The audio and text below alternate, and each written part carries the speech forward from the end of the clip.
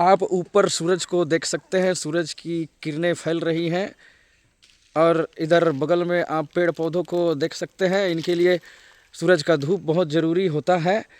आगे आप जो रोड देख रहे हैं, इसी रोड से मैं आया हुआ हूँ। यहाँ आप ग्रामीणों को देख सकते हैं, इनके साथ मैं बात करना चाहूँगा। आपका नाम बताइए। अर्जुन मरावी। अर्जुन मरावी। आपका नाम? राजकुमार मुरुम। राजकुमार मुरुम। आपको मैं एक बात बता रहा हूँ ना। हाँ हाँ बताइए।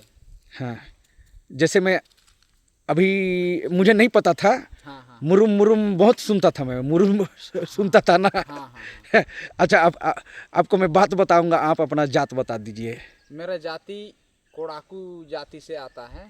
लेकिन देखिए, मैं यही बात बताना चाह रहा हूँ ना। हाँ हाँ। कि मैं मेरे दर्शकों को भी इस बात की जानकारी देना चाहता हूँ कि इस क्षेत्र में जल जंगल ज़मीन है, झाड़ है, पर्वत है, नदी नाला है, खेत खलिहान है। जैसे आप इधर देख सकते हो, जल जंगल ज़मीन बोला तो यहाँ पे ये तालाब नुमा है। और मैं आपको ये बात बताना चाह रहा था। हाँ जी। मुझे पता चला, उसके अनुसार मैं आपको बता रहा हूँ। जी जी जी। मेरा दर्शकों को भी जानकारी हो जाएगी जी। कि ये जो मुरुम सरनेम लिखा जाता है ना, जी। ज़रूरी नहीं है कि इनकी जात कोड़ाकू हो, उरांव लोग भी होते हैं। हाँ जी। आपको पता है कि नहीं पता है? तो उरांव में मुरुम मैं नहीं जान रहा हूँ। पर मैं जान रहा हूँ, क्योंकि मैं इस तरह से सर्वे करता रहता हूँ ना। जी जी जी। तो उस तरह से मैंने नाम पूछा या देखा है मैंने उस पे मुरुम जाति का नाम देखा हूँ, गुरुंग भी देखा हूँ, मुरुम भी देखा हूँ, गुरुंग भी देखा हूँ। और जाति में जब वो लिख रहे हैं ना, उरांव लिख रहे हैं। जी। हाँ, यही मैं बताना चाह रहा था। तो हम लोग में देखिए, कोड़ाकू जाति में बहुत प्रकार का सरनेम लिखा जाता है। जैसे हम लोग का चरगढ़ हो गया, कुम्भरिया हो गया, कोल हो गया, सामत हो गया, और ये मुरम हो गया, मुरुम। ठीक है। उसी में मैं खुद भी जानकारी देना चाह रहा हूँ कि जैसे उरांव लोग का ऐसा सरनेम तिग्गा रहता है, कुजूर रहता है, इक्का रहता है, लकड़ा रहता है, बरवा रहता है, ऐसा ऐसा कुछ रहता है ना। जी जी।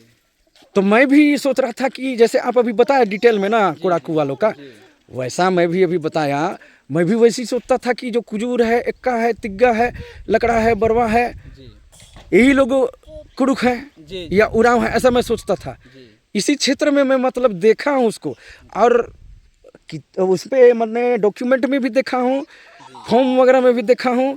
फिर लोगों से ऐसा पूछने से पता भी चला है मेरे को कि मुरुम लिखने वाले भी रनहत में रहते हैं। रनहत का मैं बता दे रहा खुद में। जी, रनहत में है ना, हम ही लोग का। हाँ, चाचा बड़ा का भाई लोग हैं वहाँ। अब ये बताइए, उसमें कुड़ुक उरांव लोग हैं कि नहीं है? वहाँ है, रनहत में है कुड़ुक बहुत लोग। अच्छे संख्या में है ना। अच्छे संख्या में है। उन्हीं लोग से मैं पूछ रहा था। तो मैं तो जानकारी के लिए और इस तरह से अंतर जो रहता है नहीं मालूम रहता है, उसका जांच पड़ताल के लिए पूछता हूँ ना ऐसा सवाल। तो इसी तरह से नाम बता रहे थे, एक बार इसी तरह वीडियो बना रहा था तो बता रहे थे। तो फिर मैं सरनेम, फिर जाति, धर्म, ये सब भी पूछने लग जाता हूँ। उसी में पता चला मेरे को कि एक व्यक्ति खुद भी मतलब मेरे वीडियो में ही बोला मुरुम जाति क्या है, बोला तो उरांव बोल रहा है वो। फिर कुड़ुक में बात भी किया वो मेरे साथ। आपके जानकारी में भी होगा, रनहत में मुरुम लिखने वाले कुछ कुड़ुक ले और है ना। रंजीत मुरुम है। वो कौन से जाति का है? वो कोड़ाकू है। कुड़ुक का नहीं है। कुड़ुक का अलग है, एक रंजीत। देखिए सुनिए, उसी चीज को बोल रहा हूँ मैं। देखिए कोड़ाकू को भी अलग अलग नाम से या कुछ कुछ जाति का नाम भी रहता है, उसका एक दो नाम अलग अलग रहता है। जैसे कुड़ुक बोलने से ना, कुड़ुक बोलने से आप कोड़ाकू मत समझिए। नहीं मैं जान रहा हूँ। हालांकि मुरुम लिखने वाले लोग कोड़ाकू भी होते हैं, कुड़ुक भी होते हैं। कुड़ुक बोलने का मतलब उनको फार्म में कुड़ुक नहीं लिखना है, उनको फार्म में उरांव लिखना है। भले ऐसे ही वो कुड़ुक बोल सकते हैं, मैं कुड़ुक हूँ या ऐसा कुछ भी बोल सकता है वो, व्यवहार में वो ठीक है, पर फॉर्म में उसको उरांव ही लिखना पड़ेगा अपना जात का नाम। ठीक है, बहुत जरूरी है। तो उस तरह से वो जो आप बोल रहे हो वो मुरुम लिखता है, वो उरांव है ना। हाँ है। हाँ, तो यही बात मैं बताना चाह रहा हूँ ना। ये मिलता जुलता रहा। बिल्कुल। देखिए एक दूसरी बहुत बड़ी जात में जरूरी बात बता रहा हूँ। जितने भी आदिवासी होते हैं ना, मूलवासी होते हैं या वनवासी भी बोला जाता है, इनका सबका कल्चर मतलब मैच होता है, मैच होता है, बहुत रहन सहन, जीवन, बोली, ये सब भी बहुत मैच होता है। जी जी पूजन या शादी ब्याह जी जी या जीवन का अलग अलग रीति रिवाज, संस्कार, परंपरा, ये सब जो है ना मैच होता है, बहुत मैच होता है। जी यही मैं बताना चाह रहा हूँ।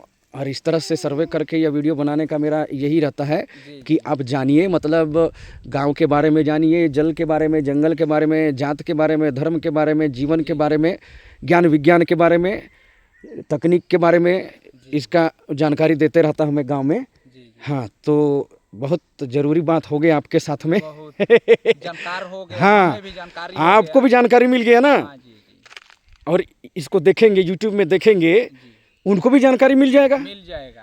हाँ, जी अब बहुत लोग को तो इधर आने का रास्ता भी पता चल जाएगा। जी जी और फिर कभी आएंगे तो आप लोग को शकल से भी पहचानने लग जाएंगे कि इसको तो उसके वीडियो में देखे थे बोल के।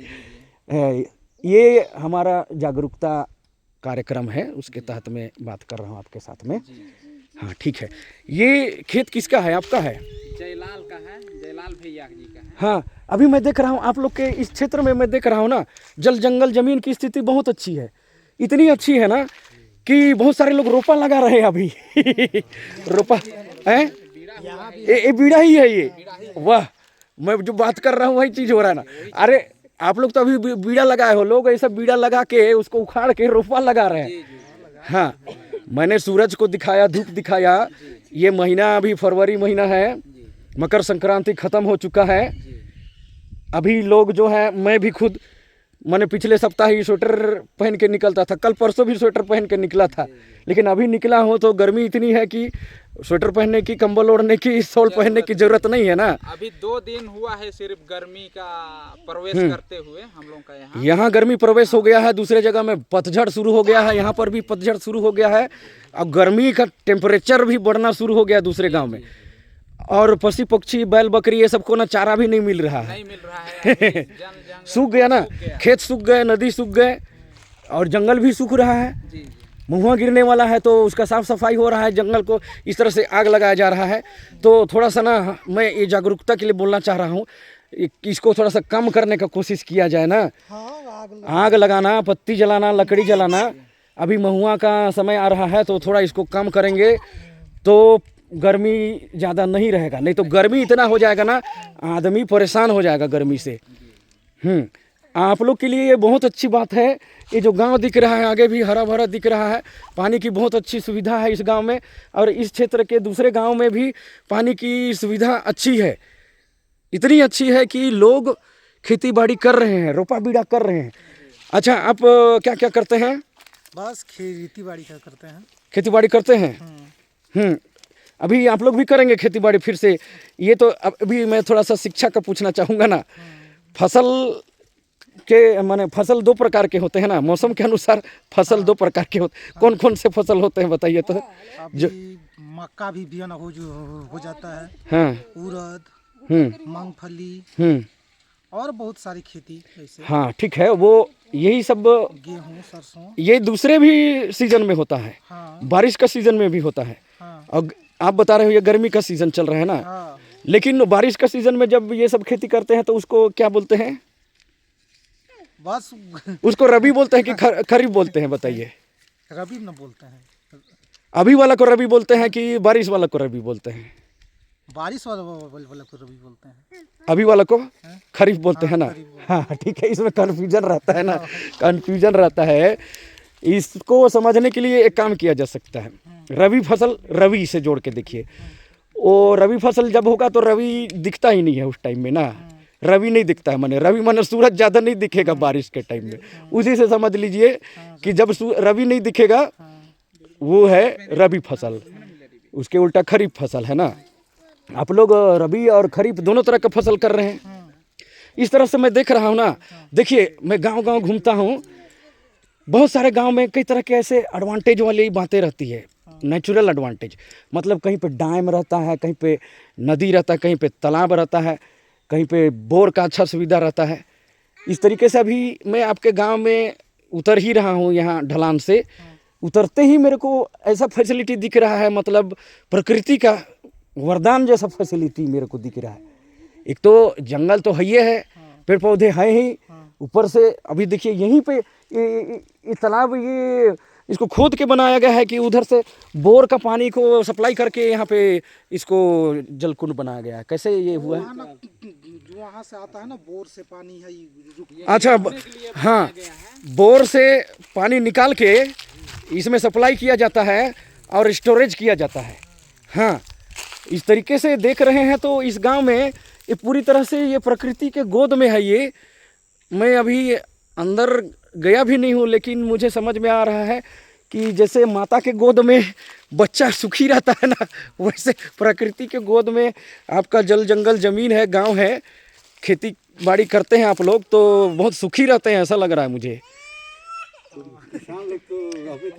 किसान तो हम लोग को बहुत ही शुद्ध मिलता है यहाँ, हाँ, क्योंकि हम लोग का यहाँ जल जंगल बहुत ही सुंदर है। वातावरण अच्छा है।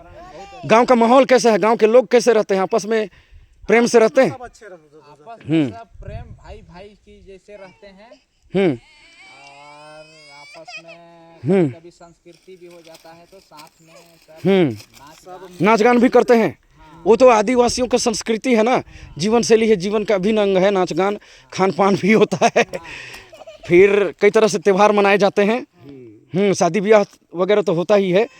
हाँ, यहाँ मैं देख रहा हूँ ये आंगनबाड़ी है। इस गांव में आंगनबाड़ी, फिर ये भी होगा, प्राथमिक स्कूल भी होगा। प्राथमिक स्कूल है ना, और मिडिल स्कूल? हाँ, मिडिल स्कूल 8वीं तक है। हाई स्कूल नहीं है? हाई स्कूल पढ़ने कहाँ जाते हैं? कर्री जाते हैं। कितना किलोमीटर है यहाँ से? हाँ, एक थोड़ी सी दिक्कत वाली बात है कि रोड जो है ना एकदम सकरा है। मैं सोच रहा था नीचे उतरते समय ना कि क्या पता मैं नीचे उतर तो रहा हूँ कि लेकिन चढ़ पाऊँगा कि नहीं, ऐसे सोच रहा था। तो सड़क क्या बोले, रोड देखिए अभी चुनाव का समय है ना, तो आप लोग को सीसी रोड या फिर जो अच्छा रोड रहता है ना उसका मांग करना चाहिए। सरपंच वगैरह सक्षम शिक्षित हैं कि नहीं है? तो बोला गया है। हाँ, बोले हैं हम लोग, प्रस्ताव दे दिए हैं रोड के लिए। अभी चुनाव जीतने के साथ ही ये रोड सीसी बन जाएगा। सीसी रोड बन जाएगा ना, फिर आना जाना अच्छा हो जाएगा। अरे मैं डर डर के आया हूँ, मैं कहीं गाड़ी फिसल मत जाए या हाँ, और पत्थर नहीं, क्या है ना, जंगल है, बारिश होता है तो पानी ज्यादा बहने लगता है ना। पानी के टाइम में तो और फिसलदार हो जाता होगा। बारिश के टाइम में चढ़ने में बहुत मुश्किल हो जाता है। बाइक सबको हाथ में ढकेल के चढ़ाना पड़ता है कहीं कहीं जगह पर फिसलने के कारण से। देखिए मुझे बहुत अच्छा लगा ये गांव में आके, क्योंकि ये प्रकृति के प्रेम से भरा हुआ गांव है, प्रकृति के वरदानों से भरा हुआ गांव है। रोड की थोड़ी सी समस्या है, अभी जस्ट चुनाव होने वाला है, उसके बाद इसका समाधान हो जाएगा। और बिजली की सुविधा मैं देख पा रहा हूँ, यहाँ पे बिजली की सुविधा है ना। बिजली की अच्छी सुविधा है यहाँ पे। हाँ, ये बहुत बड़ी अच्छी बात है। 24 घंटा रहता है। मोबाइल का नेटवर्क पकड़ता है सब जगह, भरपूर, पूरे सब जगह, गढ़ा ढोढ़ा सब जगह बढ़िया पकड़ता है। हाँ, बस अच्छे रोड की जरूरत थी। हाँ, बस सिर्फ रोड हम लोग का यही रोड थोड़ा गड़बड़ है। हाँ, रोड अच्छा है वो सही है, फिर ना शिक्षा बहुत बड़ी चीज़ होती है। रोड अच्छा हो जाएगा, बिजली की फैसिलिटी है, फिर नदी नाला तालाब तो है ही, और भी मैं आगे जा कर के पता लगाऊंगा क्या क्या है। पर देखिए रोड भी अगर बन जाए, नेटवर्क अच्छा है, सब कुछ है, शिक्षा बहुत बड़ी चीज़ है। शिक्षा सबसे बड़ी चीज़ है। शिक्षित होंगे लोग तभी अच्छे से रह पाएंगे, नहीं तो ये फैसिलिटी जो है बाहर की फैसिलिटी है, सरकारी फैसिलिटी है, उससे किसी का निजी ज़िंदगी बेहतर और सुंदर नहीं हो सकता है। शिक्षा से ही किसी का जीवन, व्यक्तिगत जीवन या पारिवारिक सामाजिक या कैसा भी जीवन, व्यवहारिक जीवन हो या धंधा का जीवन हो, शिक्षा से ही अच्छा हो पाएगा। ठीक है, इसलिए मैं आता हूँ तो आप लोग को शिक्षित करने के लिए, जागरूक करने के लिए आता हूँ, और भी आता रहूँगा। आप लोग से बात करके मुझे बहुत अच्छा लगा। मैं दोबारा फिर आऊँगा। बहुत पहले मैं रोड के उस पार से मैं बताया था कि इस गांव में मैं कभी जाऊँगा, उधर दिखाते हुए मैं बोला था कि ये गांव जो है ना दूर से ऊपर से बहुत सुंदर लग रहा है। कभी का दिन में मैं नीचे जाऊँगा, नीचे भी सुंदर लग रहा है तो सुंदर ही होगा, और सुंदर नज़ारा मैं आप लोगों को दिखाऊँगा। अभी अंदर नहीं जा पाया हूँ, दूसरे दिन मैं अंदर जाऊँगा, अंदर के लोगों से, आप लोगों से बात करूँगा। बहुत बहुत धन्यवाद आप लोगों को।